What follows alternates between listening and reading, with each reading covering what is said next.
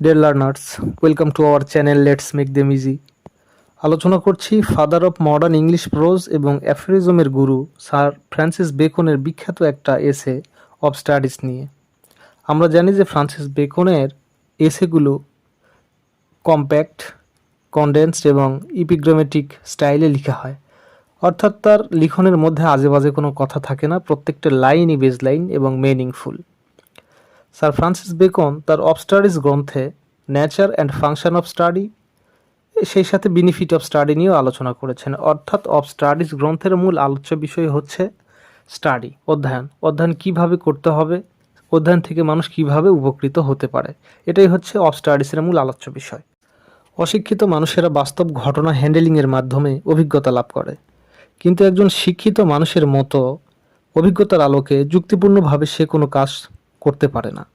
স্টাডির মাধ্যমে মানুষ পারফেক্ট হতে পারে, আর স্টাডি না করে সে যতই দক্ষতা অর্জন করুক না কেন তার কাজের মধ্যে ইমপারফেকশন থেকেই যায়, ত্রুটি থেকেই যায়, সে ফল্টলেস কোনো কাজ করতে পারে না।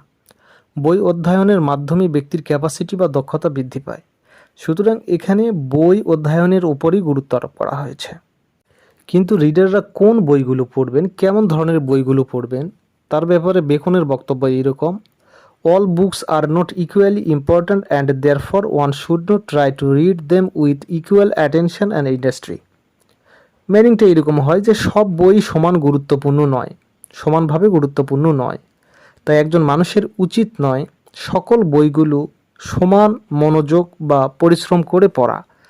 বইয়ের মধ্যে যেগুলো অথেন্টিক পোর্শন বা যেই বইগুলো প্র্যাগম্যাটিক এলিমেন্টে পূর্ণ বা প্র্যাগম্যাটিজম রয়েছে, বাস্তববাদিতা রয়েছে, প্র্যাকটিক্যাল ইউজেস রয়েছে, সেই বইগুলোই পড়তে হবে। এবং যেই বইগুলো পড়ে রিডাররা উপকৃত হবে, সেটা হতে মেন্টালি ডেভেলপমেন্ট হতে পারে, অথবা সাইকোলজিক্যালিও হতে পারে, ফিজিক্যালি হতে পারে, যেভাবেই উপকৃত হোক না কেন, রিডার যদি মনে করে যে এই বইটা পড়লে উপকৃত হওয়া যাবে, তবে সেই বইটা সে পড়তে পারে। বেনিফিট অফ স্টাডি, অধ্যয়নের উপকারিতা। বেকনের মতো study of books is useful from 3 points of view, অর্থাৎ বই পড়ে মানুষ 3টি ক্ষেত্রে উপকৃত হতে পারে। ফার্স্ট, ইট গিভস প্লেজার, এটা মানুষকে আনন্দ দেয়। অবসর সময়ে যখন মানুষ একা থাকে, লোনলি ফিল করে, কোনো কম্পেনিয়ন থাকে না, সেই সময়ে বই পড়ে মানুষ আনন্দ পেতে পারে, অর্থাৎ কারো শূন্যতাকে আনন্দে পরিপূর্ণ করে দিতে পারে বই। তাহলে বই পড়ার প্রথম উপকারিতা হলো যে এটা আনন্দ দেয়। সেকেন্ড, বেনিফিট অফ স্টাডি বা অধ্যয়নের উপকারিতা সম্পর্কে দ্বিতীয় স্টেপে বেকন বলেন, the study of books has decorative or ornamental value. এখানে অর্নামেন্টাল ভ্যালু বলতে এখানে ল্যাঙ্গুয়েজ অর্নামেন্টকে বোঝানো হচ্ছে, যেগুলো ভাষার অলঙ্করণ।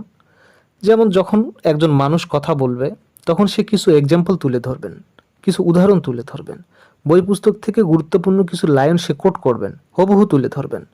কথা বলার মাঝে মাঝে সে এগুলো ব্যবহার করবেন, তার কথাগুলো হবে সাজানো গোছানো। কনভারসেশনের সময় সে এতটাই সুন্দরভাবে কথা বলবেন যেন সেটা চার্মিং হয়।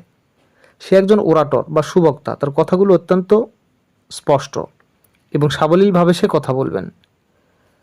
সে এমনভাবে কথা বলবেন যা দ্বারা লোকজন বুঝতে পারবে সে একজন এডুকেটেড পারসন।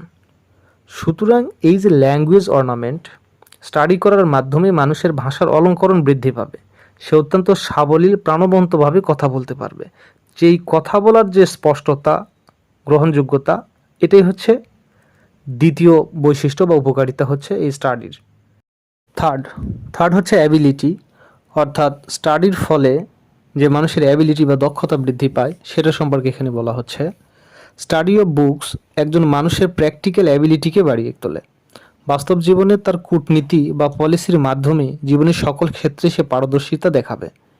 সে যে কোনো পরিবেশে নিজেকে ম্যাচ করতে সক্ষম হবে, সফলতার সাথে সব কিছু সে ম্যানেজ করতে পারবে বা হ্যান্ডেল করতে পারবে, যেটা তার ব্যক্তিগত কৌশল। তার কাজগুলো হবে সাউন্ড এবং ইমপ্রেসিভ। কিন্তু একজন অশিক্ষিত মানুষ এই কাজগুলো সঠিকভাবে হ্যান্ডেলিং করতে পারবে না বা ম্যানেজ করতে পারবে না।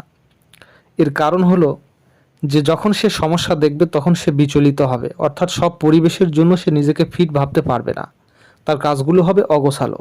সুতরাং এই থার্ড স্টেপে বা বেনিফিট অফ স্টাডির তৃতীয় ধাপে বেকন বোঝাতে চাচ্ছেন যে স্টাডির মাধ্যমে মানুষের মধ্যে একটা কি আসবে, অ্যাবিলিটি বা সক্ষমতা আসবে, যেটা সব কাজে তাকে পারদর্শী করে তুলবে। বেকন একজন প্র্যাগম্যাটিজম থিঙ্কার। তিনি বোটানি থেকে একটা গুরুত্বপূর্ণ মেটাফোর তুলে ধরেছেন। তার মতে মানুষের মন একটা গ্রোয়িং প্ল্যান্ট বা বাড়ন্ত বৃক্ষের মতো। গাছের বৃদ্ধির জন্য যেমন কেয়ার বা টেক কেয়ারের প্রয়োজন হয়, ঠিক তেমনি মানুষের জ্ঞান, বুদ্ধি, বিবেক এগুলো বৃদ্ধির জন্য স্টাডির প্রয়োজন হয়। মানুষ বিবেকবান হবার সাথে সাথেই তার প্রত্যক্ষণের একটা গভীরতা আসে। সে সঠিকভাবে প্রত্যক্ষণ করে এবং বাস্তবিকভাবে সব কিছু অবজারভেশন করার সক্ষমতা অর্জন করে। তিনি আরও বলেন, শারীরিক সমস্যা সমাধানের জন্য যেমন ফিজিক্যাল এক্সারসাইজগুলো খুব ভালো কাজ দেয় বা উপকার দেয়, ঠিক তেমনি মনের ইমপারফেকশন বা ত্রুটিগুলো পরিহার করার জন্য স্টাডি গুরুত্বপূর্ণ বা স্টাডি অনেক উপকার দেয়।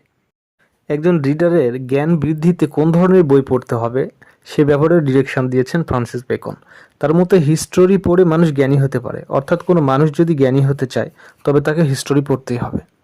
ইমাজিনেটিভ বা ইমাজিনেশন পাওয়ার বাড়ানোর জন্য, কল্পনা প্রবণতা বাড়ানোর জন্য পোয়েট্রি পড়তে হবে। ফিলোসফি মানুষকে বস্তু সম্পর্কে সুগভীর জ্ঞান দান করে, সুতরাং বস্তু বা বস্তু জগৎ সম্পর্কে সুগভীর জ্ঞান অর্জন করার জন্য ফিলোসফি পড়া দরকার। লজিক একজন মানুষকে বিতর্কে পারদর্শী করে তোলে, সুতরাং বিতর্কে পারদর্শিতা অর্জনের জন্য লজিক স্টাডি করা দরকার। যদি কোনো মানুষের মনোযোগ স্থির করতে না পারে কোনো মানুষ, তবে তাকে ম্যাথ স্টাডি করার পরামর্শ দিয়েছেন। ম্যাথ মানুষের কনসেন্ট্রেশন পাওয়ারকে বাড়ায়, সুতরাং মানুষের মনকে স্থির করার জন্য ম্যাথ স্টাডির পরামর্শ দিয়েছেন। ল স্টাডির মাধ্যমে মানুষ রেফারেন্স দিতে পারবে, অর্থাৎ আইনশাস্ত্র অধ্যয়নের মাধ্যমে সে বিভিন্ন দিকে রেফারেন্স দিতে পারবে। এখানে যে বইগুলো একজন রিডারের জন্য গুরুত্বপূর্ণ বা জ্ঞানী করার জন্য গুরুত্বপূর্ণ সেগুলো সম্পর্কে তিনি একটা ক্লিয়ার ডিরেকশন দিয়েছেন এখানে। অ্যাবিউজ অফ স্টাডি অর্থাৎ অধ্যয়নের অপব্যবহার। বেকনের মতে অধ্যয়নে অধিক সময় দেয়া অ্যাবিউজ অফ স্টাডি। স্টাডি করতে যদি কারো বেশি সময় লাগে তবে সে স্বভাবতই অলস ও নির্বোধ, জ্ঞানহীন। আবার কোনো ব্যক্তি যদি লোকজনকে মুগ্ধ করার জন্য বারবার তার পঠিত জ্ঞান প্রদর্শন করে তবে বুঝতে হবে সে বৃথা মানুষকে তার পড়াশোনা দেখাতে চাচ্ছে বা বোঝাতে চাচ্ছে। এটা অ্যাবিউজ অফ স্টাডি। আবার কোনো মানুষ যদি পুস্তকের পঠিত জ্ঞানের মধ্যে সীমাবদ্ধ থাকে এবং সব কিছু সেই পঠিত জ্ঞানের দ্বারাই পরিচালনা করতে চায়, বাস্তব নলেজকে অ্যাভয়েড করে, তবে এটাও এক ধরনের অ্যাবিউজ অফ স্টাডি। এটা পুঁথিগত জ্ঞানের বহিঃপ্রকাশ। সুতরাং কেবল বই পুস্তকের থিওরিটিক্যাল নলেজ দ্বারাই বাস্তবে সকল সমস্যার সমাধান করা যায় না বা উপযুক্ত হতে পারে না। সুতরাং সব কিছু যদি বইয়ের আদলেই করতে চায়, পুস্তকের আদলেই করতে চায়, তাহলে বুঝতে হবে এটা হচ্ছে পুঁথিগত জ্ঞান, যেটা এক ধরনের সীমাবদ্ধতা। স্টাডি অ্যান্ড প্র্যাকটিক্যাল নলেজ আর কমপ্লিমেন্ট টু ইচ আদার। অধ্যয়ন এবং বাস্তবিক জ্ঞান একে অপরের পরিপূরক। হিউম্যান নেচারে যা ভুল ত্রুটি রয়েছে স্টাডি তা সংশোধন করে দেয়, কিন্তু শুধু অধ্যয়নের মাধ্যমেই পর্যাপ্ত জ্ঞান অর্জন করা যায় না, কমপ্লিট জ্ঞান অর্জন করা যায় না। এর জন্য অন্য যে জিনিসের প্রয়োজন সেটা হচ্ছে এক্সপিরিয়েন্স, অভিজ্ঞতার মধ্য দিয়ে পরিপূর্ণতা আসে। বই পুস্তকের জ্ঞানকে ইউজফুল করতে প্র্যাকটিক্যাল এক্সপিরিয়েন্সের প্রয়োজন হয় বা দরকার হয়। বই থেকে জ্ঞান লাভ করবে এবং বাস্তব থেকে অভিজ্ঞতা লাভ করবে। জ্ঞান এবং অভিজ্ঞতার আলোকেই একজন মানুষ পরিপূর্ণ হবে। অবশেষে বেকন স্টাডির গুরুত্ব বিশ্লেষণ করে, বাস্তব এক্সপিরিয়েন্সের গুরুত্ব বিশ্লেষণ করে রিডারদের 3টি শ্রেণীতে ভাগ করেছেন। তিনি বলেছেন, crafty men condemn study, simple man admire them and wise man use them. মিনিংটা এইরকম হয়, ক্র্যাফটি ম্যান বা চালাক ধূর্ত মানুষরা এরা স্টাডি পছন্দ করে না, তারা অন্যভাবে জ্ঞান অর্জন করতে চায়। সিম্পল ম্যান বা সাধারণ মানুষরা স্টাডিকে খুবই পছন্দ করে এবং জ্ঞানী মানুষরা বই অধ্যয়ন করে এবং সেগুলোকে কাজে লাগায় বা ব্যবহার করে, ইউজ দেম। এরপরে তিনি বলেছেন, some books are to be tasted, others to be swallowed and some few to be chewed and digested. মিনিংটা এরকম, কিছু বই টেস্টেড মানে মজাদার, আনন্দদায়ক, যেগুলো বইগুলো আনন্দ দেয়। আবার কিছু বই রয়েছে যেগুলো দুর্বোধ্য, গলাধকরণ করতে হয় বা মুখস্থ করতে হয়, সেটা বুঝে অথবা না বুঝে। এরপরে বলছেন যে আরও কিছু বই রয়েছে যেগুলো চিবানো যায় এবং হজম করা যায়। অর্থাৎ চিবানো হজম করার মধ্যে দিয়ে তিনি বুঝাতে চেয়েছেন যে বইগুলো পড়া যায়, বোঝা যায় এবং সেখান থেকে জ্ঞান অর্জন করা যায়, রস আস্বাদন করা যায়। সর্বশেষ তিনি বলেছেন, reading make a full man, conference A ready man and writings an exact man. Analysis করলে এমনটি বোঝা যায় যে রিডিং একটা মানুষকে পরিপূর্ণ করে তোলে, কনফারেন্স একটা মানুষকে রেডি করে তোলে। অর্থাৎ কনফারেন্সে অনেক বক্তব্য শোনা যায়, বক্তব্য দেয়া যায়, যেগুলো শুনতে শুনতে একজন মানুষ রেডি হয়ে যায়। সুতরাং কনফারেন্স একটা মানুষকে রেডি করে। অবশেষে বলছেন রাইটিং অ্যান্ড এক্সাক্ট ম্যান, একজন মানুষকে প্রকৃত মানুষ করে তোলে লেখনে।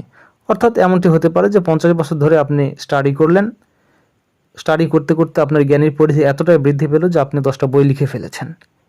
অর্থাৎ আপনি যত পড়েছেন তার চেয়ে কম কিছু লিখে ফেলেছেন। আর যখন মানুষ লিখতে শুরু করে বা যার হাতে লিখনে চলে আসে, তখন বুঝতে হবে সে অনেক পড়েছে। তিনি এখানে এইভাবে বুঝাচ্ছেন বেকন যে যদি বেশি পড়েন তাহলে অল্প কিছু লিখতে পারবেন। সুতরাং যখন আপনি লিখতে পারবেন বা কোনো কিছু লেখা শুরু করবেন, তখন আপনার ভিতরে কোনো প্রতিভা রয়েছে, এটাই বোঝাতে চেয়েছেন, বা আপনার মধ্যে কোনো ম্যাটেরিয়ালস রয়েছে, আপনি অনেক কিছু জানেন এবং বোঝেন, এই জিনিসটাকে ফোকাস করা হয়েছে। তো এটাই ছিল কম্পারেটিভলি আলোচনা অফ স্টাডিসের। আশা করি লেসনটি বুঝতে পেরেছেন। ধন্যবাদ সবাইকে সাথে থাকার জন্য।